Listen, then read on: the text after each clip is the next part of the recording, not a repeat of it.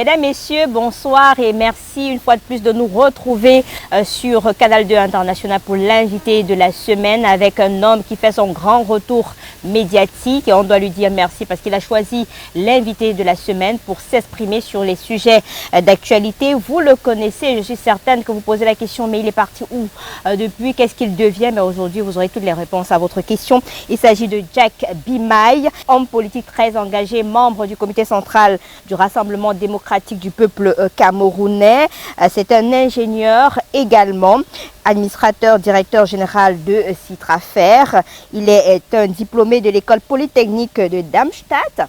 Il va nous dire certainement d'autres choses sur sa personne tout à l'heure. Le temps pour nous de lui dire bonsoir. Bonsoir Jacques. Bonsoir Lille, bonsoir à tous les téléspectateurs de Canal 2 International. Comment vous allez? Comme vous voyez, je crois que je vais bien.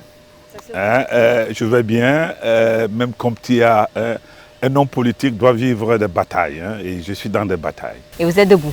Je suis toujours debout. Je le disais tout à l'heure, vous êtes administrateur directeur général de Citrafer, vous êtes un diplômé de l'école polytechnique de Darmstadt, vous êtes également un homme très engagé en politique, notamment dans le Rassemblement démocratique du peuple camerounais, dans le comité central, très combattu aussi. Mais s'il y avait d'autres choses à dire sur votre personne, vous diriez quoi?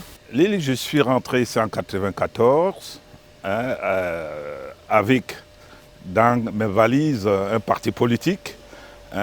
J'étais le leader des Camerounais en Allemagne. Je suis rentré au Cameroun pour contribuer à la construction de ce beau pays. J'ai constaté très vite que le pays a un environnement avec ses réalités.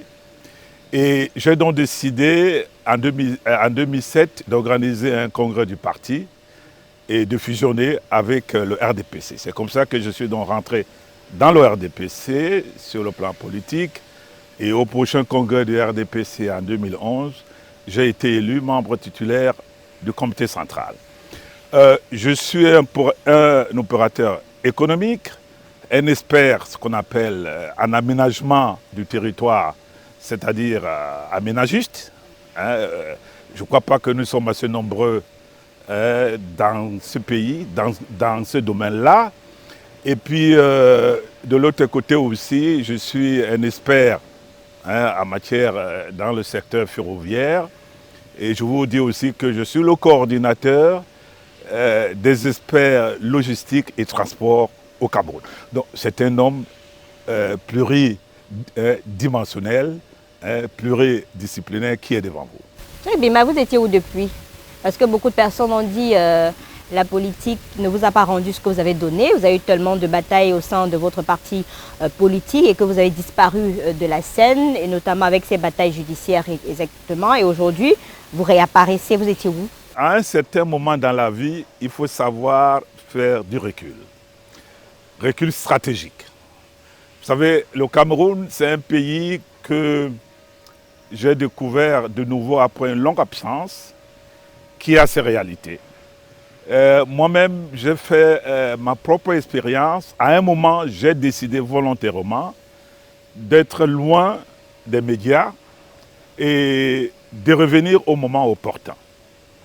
Je crois qu'aujourd'hui, surtout cette année 2025 et puis 2026, ce sont des années charnières pour notre pays, un tournant décisif. Je crois qu'il faut des Camerounais, des filles et des fils de ce pays qu'il aime, qui peuvent faire passer le message juste, pas de rentrer dans l'amalgame. Vous savez, c'est ça un expert.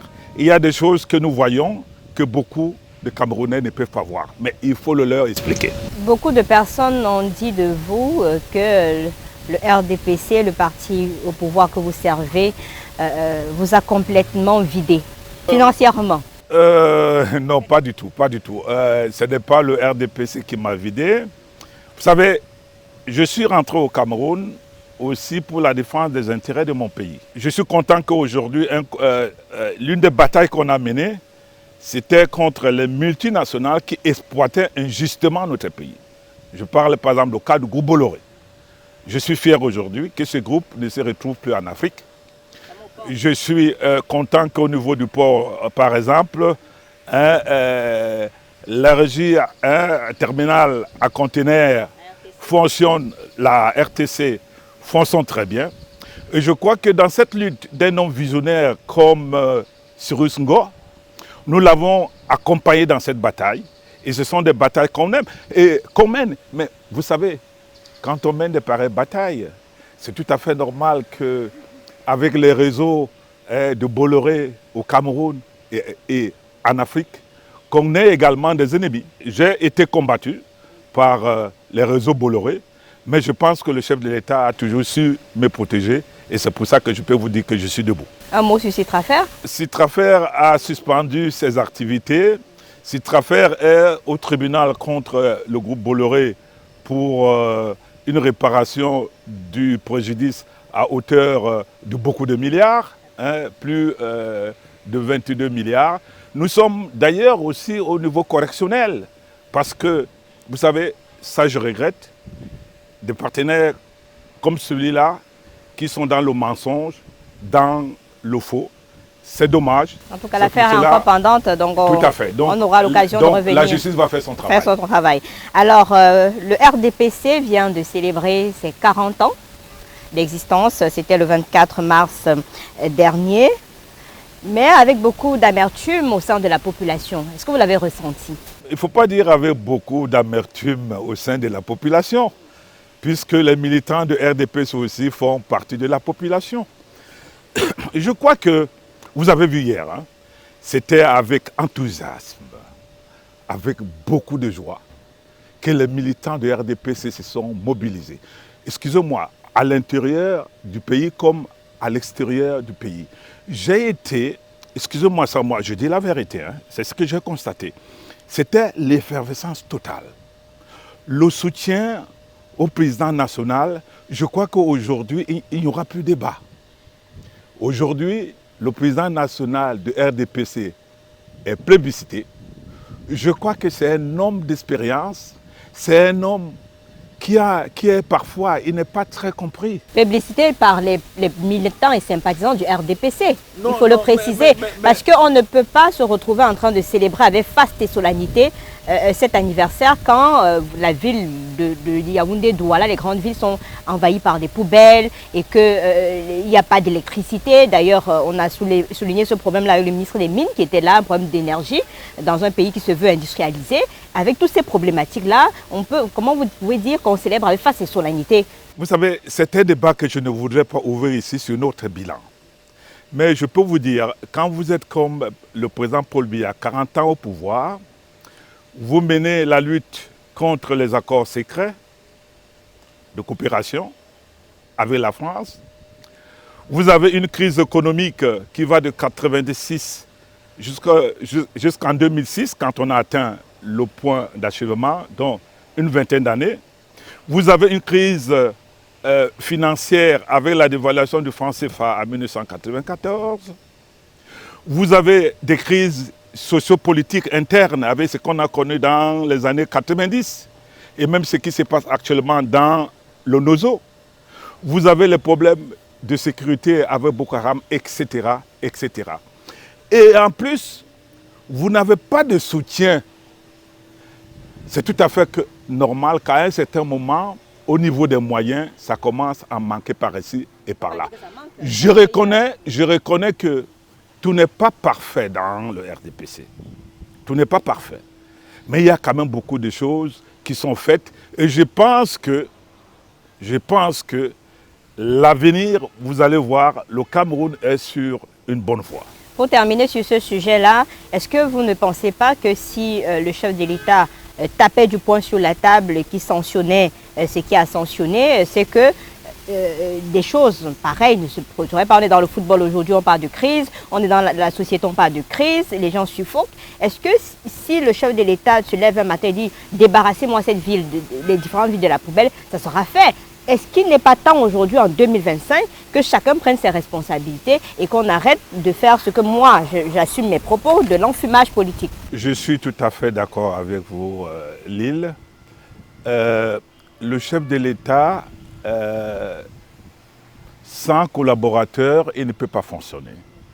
Mais je suis tout à fait d'accord que dans l'avenir, le chef de l'État devrait être beaucoup plus présent, c'est-à-dire en termes de suivi et de sanctions. Parce que dans une société où on ne sanctionne pas, je crois que le chef de l'État, il y a des Camerounais assez brillants qui peuvent beaucoup apporter à notre pays. Vous savez, j'ai dit qu'il y a eu beaucoup de combats. Il y en a encore.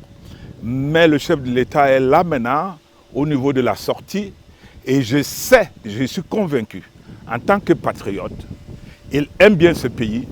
Il prendra des mesures qu'il faut pour qu'on ne laisse un pays où il fait beau vivre. Pour tout le monde. Ça, je suis tout à fait d'accord.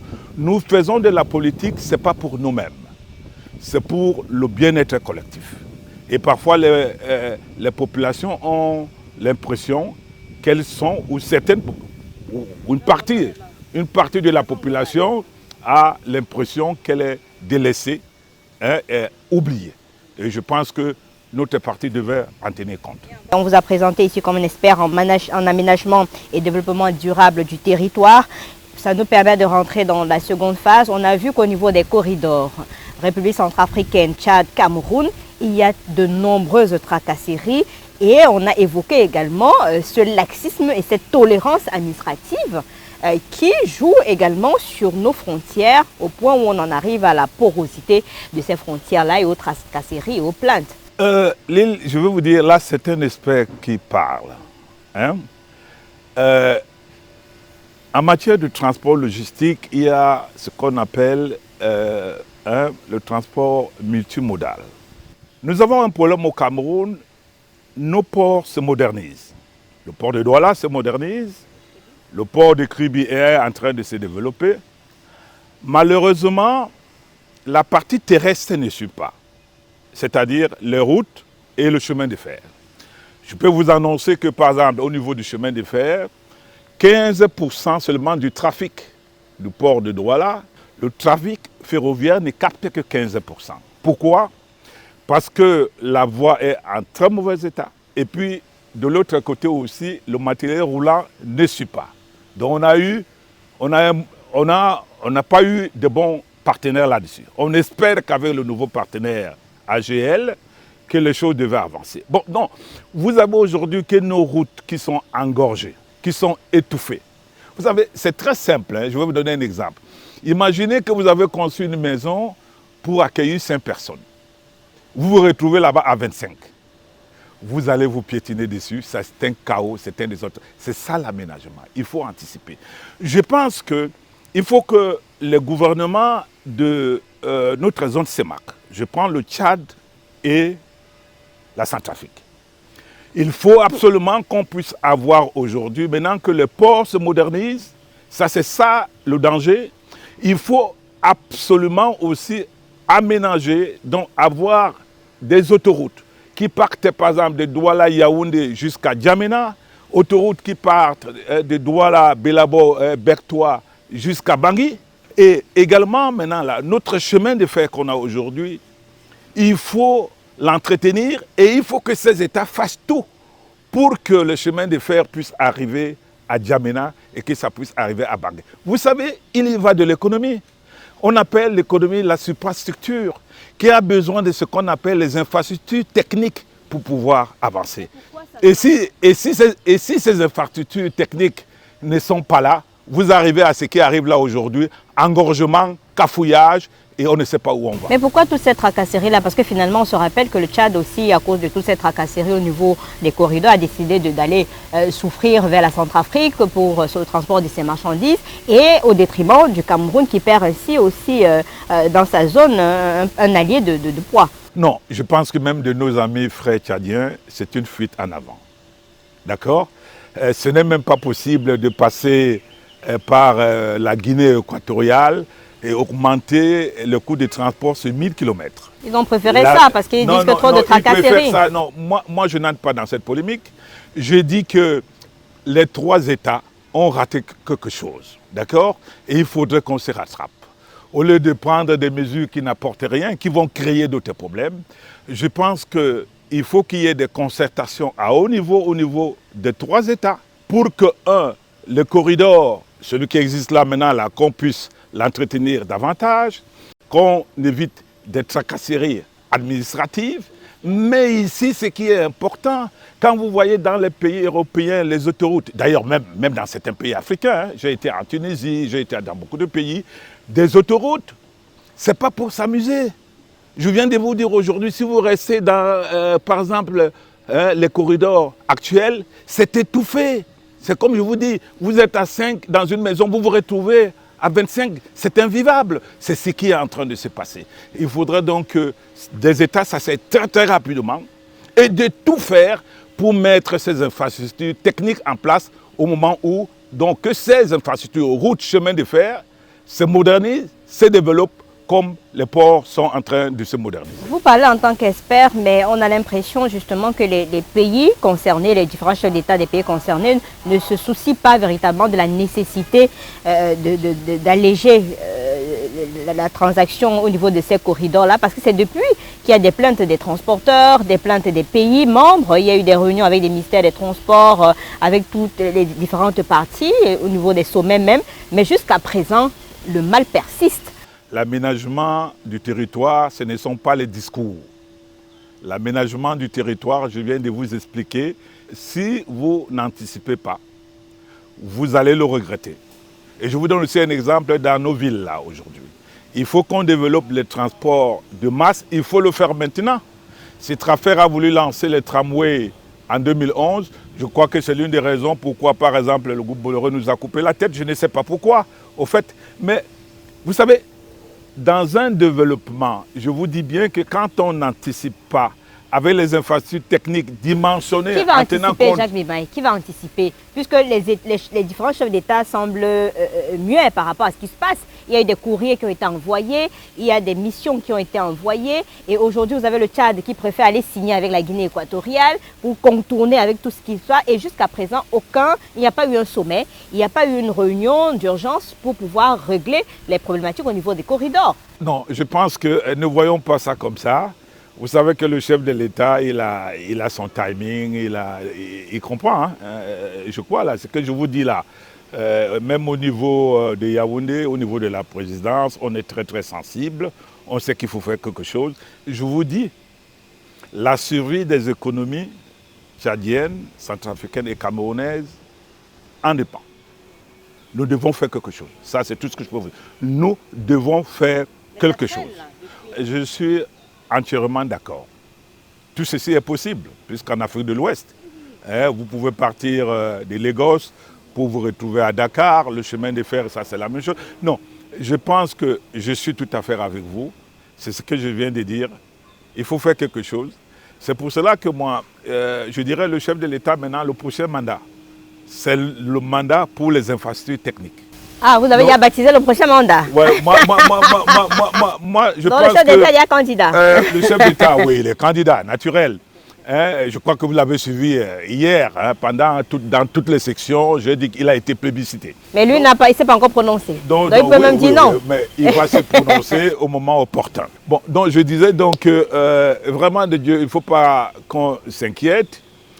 Les bases sont posées, tout n'est pas parfait.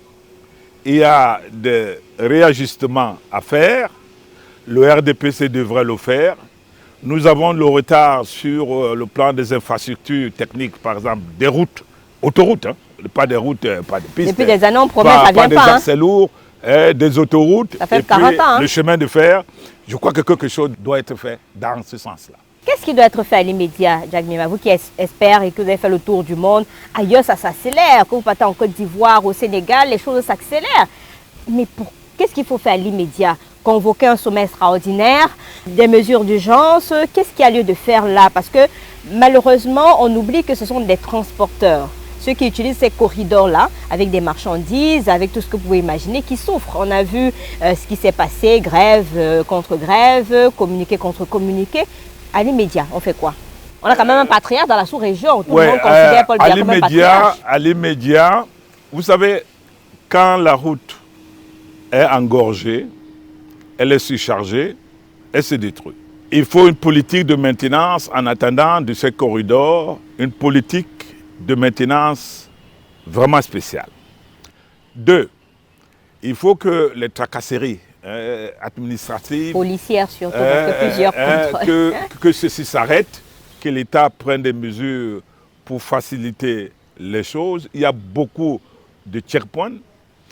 Troisièmement, je suis d'accord avec vous, il faudrait que les chefs de l'État, de ces 3 pays, je prends ces 3 pays de la CEMAC, le noyau là, qui se retrouvent et qui fassent tout. Je vous dis que ça n'a pas de prix, même si ça doit nous coûter 5 000 milliards de francs CFA. Ce sont des projets qui sont indispensables pour l'avenir, pour notre économie aujourd'hui et demain. C'est pour ça que je pense que, comme vous dites, c'est un problème politique et ça ne peut que s'arranger au niveau des chefs d'État. Et comme les chefs d'État ont leur chronogramme, vous ne pouvez pas me demander. Mais peut-être parce que vous, les experts, vous ne prenez pas la peine de faire exactement le rapport de l'état de la situation au niveau des corridors, parce que vous êtes expert en ce domaine-là. Et s'il y avait des alertes, des urgences, avec des courriers rapportés au niveau des chefs d'État, ça pourrait attirer également leur attention. Ouais, Lily, un État ne fonctionne pas comme ça, mais je peux vous dire, là, si vous voulez, je peux vous donner l'information. Moi, en tant qu'expert, par exemple, ce que je vous dis là, je l'ai proposé à la présidente de la République. Vous n'avez pas été entendu? Ou peut-être c'est pas aussi arrivé chez le chef d'État, un peu comme d'autres courriers ne arrivent jamais chez le chef de l'État. Non. Non, mais ici, je crois que les dossiers sont en train d'avancer. Les gens sont attentifs. Vous savez, c'est vrai, on peut critiquer l'administration camerounaise, mais il y a aussi de très bons grains dans cette administration, dans cette haute administration. Donc il y a aussi des collaborateurs du chef de l'État qui sont compétents, qui sont patriotes. Ne pensez pas qu'au Cameroun, il n'y a que, ou bien dans, il n'y a que, ou dans le RDPC, il n'y a que des antipatriotes. Ce n'est pas possible. Mais vous pouvez quand même comprendre que les pleurs et les souffrances des populations qui pensent à un certain moment qu'elles sont délaissées lorsque les décisions immédiates ne peuvent pas être prises pour leur bien-être. Parce que moi, j'ai fait des émissions avec les transporteurs sur ce corridor-là. Mais attendez, c'est-à-dire que ces gars vivent une misère incroyable. Et c'est un caillou dans la chaussure de cette zone de libre-échange continental dont on parle. Si on ne peut pas résoudre la situation au niveau des frontières, ça veut dire que les discours de la ZLECAf, ça ne marche pas. Ce que j'ai dit, l'île, le problème, ou bien les problèmes sont connus. Je vous ai dit que tout n'est pas parfait. Il faudrait réajuster le tir. Et je crois que le chef de l'État, que suit tous les Camerounais, ne croyons pas qu'il ne comprend rien. Non, il est au courant de tout. Quand on voit ce qui se passe là, on ne sait pas s'il comprend. Il a sa méthode. Et je pense que je suis convaincu que les solutions seront trouvées. Au niveau de la CEMAC, qu'est-ce qu'on souhaite alors? Parce que c'est un problème urgent que vous avez posé, et là notamment sur ce corridor-là que les gens semblent oublier. Pourtant, ce sont des problèmes qu'il faut soulever, qu'il faut évoquer. Et comme Canal 2 est une chaîne internationale et très regardée notamment en Tchad et en République centrafricaine, parce que le président centrafricain et tchadien passent pratiquement leur temps ici au Cameroun. Donc, ce sera l'alerte, peut-être avec votre expertise aujourd'hui, de pouvoir dire attention, il faut sauver également cet environnement-là pour booster cette économie dont vous parlez tout à l'heure, que c'est une économie asphyxiée au regard de tout ce qu'on a comme mot autour. Tout à fait. Ça, c'est le souhait. Il est important que les chefs d'État de la sous-région puissent se retrouver très très rapidement. Je continue à vous dire que, vous savez, l'économie ne peut pas fonctionner si les infrastructures techniques ne l'accompagnent pas. Quand vous voyez ailleurs des autoroutes à gauche, des chemins de fer, ça croît, ça va un peu partout et tout, c'est pas pour rien. C'est pour le transport des personnes et des biens. Et quand vous n'avez pas ça, je le dis bien, ça prend un coup. Votre système prend un coup. Et je crois qu'aujourd'hui, au niveau de la CEMAC, nous devons en prendre conscience et faire quelque chose très très rapidement. Parce que je le dis bien, l'avenir ou bien la survie de nos économies indépendants. Le Cameroun a besoin du Tchad et de la Centrafrique. C'est comme ces deux pays aussi-là ont besoin. Ils sont déjà en train de fuir, hein. Chacun serait se détacher. Hein. Non, ils ne se détachent pas. Je vous dis que, vous savez, quand... Le Tchad a fait un courrier en disant qu'on en a marre. Oui, on préfère aller de l'autre côté. Ce n'est pas la solution. Parce que vous ne pouvez pas résoudre un problème par un grand problème. Parce que ça sera encore beaucoup plus grave. Je vous dis que techniquement, ce n'est pas possible. Hein, au niveau du transport logistique, vous ne pouvez pas, parce que le transport a un coût. Vous ne pouvez pas augmenter environ 1000 km sur quelque chose. Et quand on voit les coûts de transport sur 1000 km, et là d'ailleurs, il y a d'autres points. Il y a le problème de la sécurité. Hein? Les corridors du Cameroun sont mieux sécurisés que par exemple passer par la Centrafrique, le Congo, hein, arriver par le Soudan, on ne sait pas pouvoir arriver jusqu'au Tchad. Donc, je dis que ce n'est pas la bonne solution. Nous avons des intérêts qui sont liés. Au lieu de se fâcher, asseyons-nous et trouvons des solutions efficaces. On peut tricher un peu comme l'AES. Non. Pour se mettre ensemble. Puisque là-bas, ils ont décidé de se mettre ensemble pour pouvoir supporter leur souveraineté et gérer les problèmes d'insécurité qui règnent autour des différentes frontières. Peut-être il faut copier ce bloc-là, mais pas copier dans le sens que vous pensez là, mais copier ce bloc, cette solidarité-là, pour sauver l'économie. Non, nous avons besoin d'une solidarité sous-régionale pour la survie de nos économies. Et il y a aussi l'autre côté que, vous savez, le monde est fait des intérêts. Hein. Il faudrait que nous, les États africains, que nous comprenions que nous avons des combats à mener. On ne peut pas, moi je l'ai dit, j'ai appris à l'école, on me l'a dit en Allemagne, un pays sans monnaie, c'est un pays sans souveraineté. Mais il faut des marges parce que quand vous créez aussi la monnaie, ça risque d'être du papier. Il faut une bonne gouvernance et tout et tout. Donc, il y a beaucoup de choses que nous devons faire et il y a certaines choses que nous devons faire ensemble hein, pour nos intérêts, pour l'intérêt de développement de nos différents États. Donc, je pense que ce que vous dites, je suis entièrement d'accord. L'Afrique centrale aujourd'hui doit avoir une bonne vision et comprendre que le monde va très vite et nous devons former un bloc solide politiquement et surtout aussi économiquement. Oh, ça c'est une belle conclusion, hein. Jacques Bimaï, merci à vous d'avoir participé à cette émission, l'invité de la semaine. On espère qu'on va vous retrouver très bientôt puisque c'est votre nouvelle sortie médiatique, ça ne va pas s'arrêter là. Ah, tout à fait, tout à fait. Maintenant c'est parti, ça, je reviens. Je sais qu'il y a beaucoup de téléspectateurs qui réclamaient ma présence dans les médias. Hein. On me le dit dans la rue. Hein. On aimait vous écouter. Pourquoi vous ne passez plus tout court? Non. Nous sommes là au service de la nation. Nous devons éclairer certaines choses au peuple camerounais. Pourquoi pas aux Africains. Hein. Donc moi aussi, ça a été un très grand plaisir d'être ici. Et je peux vous promettre, le prochain rendez-vous peut être pris. Jacques Bimaï, merci à vous de nous avoir regardés. On se retrouve la semaine prochaine avec un autre invité aussi sympathique hein, que celui que nous avons reçu aujourd'hui. Bonsoir.